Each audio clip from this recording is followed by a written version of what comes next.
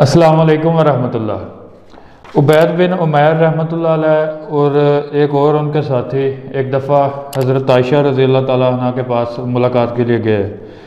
تو اماں جی عائشہ رضی اللہ تعالیٰ عنہ ان سے پوچھتی ہیں عبید بن عمیر رحمۃ اللہ علیہ سے کہ آپ کو ملاقات کے لیے وقت مل گیا؟ تو وہ کہتے ہیں ماں جی جیسے پرانی کہاوت ہے کہ کبھی کبھی ملاقات محبت میں اضافہ کرتی ہے، کہ اگر ملاقات کبھی کبھی ہو، مختصر ہو، عرصے بعد ہو، تو وہ محبت میں اضافہ کرتی ہے۔ تو عائشہ رضی اللہ تعالیٰ عنہ کہنے لگیں کہ اس کہاوت کو تم رہنے دو۔ تو اس کے بعد ابن عمیر رحمۃ اللہ علیہ پوچھتے ہیں کہ آپ ہمیں نبی علیہ السلام کی کوئی بہترین خصلت بتائیے۔ تو پھر عائشہ رضی اللہ تعالیٰ عنہ کچھ دیر خاموش رہنے کے بعد پھر جواب دیتی ہیں کہ ایک رات رسول اللہ صلی اللہ علیہ وسلم نے فرمایا، عائشہ اجازت دیں، آج رات میں اپنے رب کی عبادت کرنا چاہتا ہوں۔ تو عائشہ رضی اللہ تعالیٰ عنہ کہتی ہیں میں نے عرض کیا اللہ کی قسم مجھے آپ کا قرب اور خوشی عزیز ہے، کہ آپ کا قرب بھی ہو اور آپ کی اس میں خوشی بھی ہو، یعنی کہ آپ میرے قریب بھی اگر اللہ کی عبادت کرتے ہیں تو قرب تو ہوگا، اس میں آپ کی خوشی بھی ہے۔ تو کہتی ہیں کہ مجھے یہ عزیز ہے۔ تو آپ صلی اللہ علیہ وسلم اٹھے اور وضو کیا اور نماز کے لیے کھڑے ہو گئے۔ تو بیان کرتی ہیں کہ آپ علیہ السلام مسلسل رو رہے تھے یہاں تک کہ دامن تر ہو گیا، یعنی کہ دامن کپڑے وغیرہ اور داڑھی بھی بھیگ گئی، اور اسی طرح زار و قطار نبی علیہ السلام روتے رہے یہاں تک کہ زمین گیلی ہو گئی۔ اور اسی دوران بلال رضی اللہ تعالیٰ عنہ نے نماز کی اطلاع دی، تو پھر انہوں نے آپ علیہ السلام کو روتے دیکھا تو کہتے ہیں اے اللہ کے رسول صلی اللہ علیہ وسلم آپ کیوں رو رہے ہیں،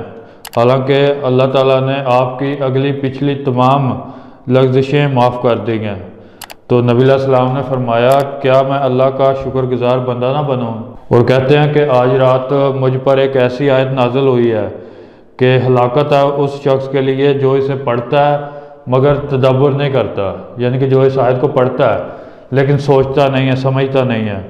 اور وہ آیت ہے سورہ آل عمران کی آیت نمبر 190۔ اس میں اللہ تعالیٰ فرماتے ہیں اِنَّ فِي خَلْقِ السَّمَاوَاتِ وَالْأَرْضِ وَاخْتِلَافِ اللَّيْلِ وَالنَّهَارِ لَآيَاتٍ لِأُولِي الْأَلْبَابِ،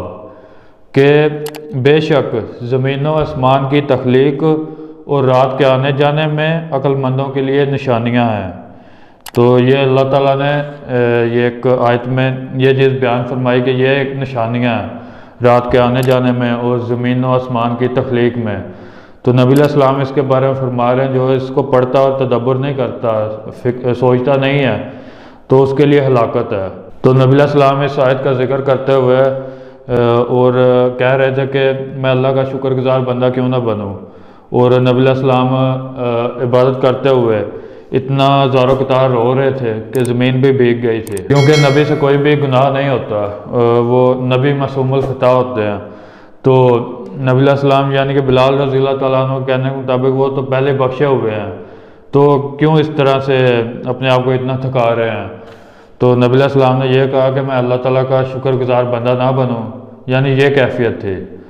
ہمیں اگر کہیں سے گارنٹی مل جائے کہ ہمیں جنت لازمی ملے گی، ہماری بخشش ہی ہے، تو ہم کیا کریں گے؟ ہم کیا پھر بھی عبادت کرتے رہیں گے؟ کیا پھر بھی ہم اللہ کے شکر گزار بندے رہیں گے؟ یہ ہمیں خود سے پوچھنا چاہیے کہ کیا ایسا ہے؟ اگر ہم خوشی محسوس نہیں کرتے عبادت کرتے ہوئے، ہم اللہ تعالیٰ کی بندگی میں اطمینان نہیں حاصل کرتے، اسی میں ہماری خوشی نہیں ہے، تو پھر ہمیں فکر کرنی چاہیے، کیونکہ اصل کامیاب وہی ہے کہ جس کو اللہ تعالیٰ کی بندگی عبادت میں اس کو خوشی ملتی ہے، اس کو اطمینان ملتا ہے، نہ کہ وہ مجبور ہو کے تھوڑا سا اپنے اوپر سے بوجھ اتار رہا ہوتا ہے۔ جیسے میں نے کئی لوگوں کو دیکھا ہے وہ اپنے مصروف ٹائم میں سے کام کاج میں سے تھوڑا سا ٹائم نماز کے لیے نکالتے ہیں، فرض نماز کے لیے، تو وہ بھی آتے ہیں اور جلدی جلدی پڑھتے ہیں، ایسے کر رہے ہوتے ہیں جیسے پیچھے سے کاروبار خراب ہو رہا ہے، سب کچھ تباہ ہو رہا ہے، اس کو نماز کو جلدی جلدی پڑھتے ہیں اور جاتے ہیں، اور ادھر یہ اپنی طرف سے احسان کر کے جاتے ہیں کہ ہم نے یہ رکھتے جو پڑی ہیں جلدی جلدی، یہ ہم نے اپنا بوجھ اتار دیا، تو یہ سمجھ رہے ہوتے ہیں۔ تو یہ چیز ہمیں سمجھ لینی چاہیے کہ اگر ہمیں یہ لگتا ہے نا کہ ہم یہ عبادت کر کے اپنا بوجھ اتار رہے ہیں تو پھر ہم غلط ہیں، کیونکہ عبادت اسی کا فائدہ ہے جس میں ہمیں بھی خوشی ہو، کہ اگر ہمیں اللہ تعالیٰ کی عبادت میں خوشی ملتی ہے تو پھر یہ بڑی سعادت ہے۔ اور یہی سعادت ان لوگوں کے پاس تھی جیسے صحابہ تھے، عشرہ مبشرہ صحابی تھے، جن کو نبی علیہ السلام نے نام لے کے 10 صحابیوں کو جنت کی بشارت دی تھی، تو لیکن پھر بھی وہ نیک عمل اسی طرح کرتے رہے تھے جیسے وہ نیک عمل پہلے کرتے تھے، بلکہ وہ اس سے بھی زیادہ ہی کرتے ہوں گے۔ انہوں نے کوئی کمی نہیں کی اس میں، انہوں نے یہ نہیں کہا کہ ہم جنتی ہیں تو اب کچھ بھی کریں۔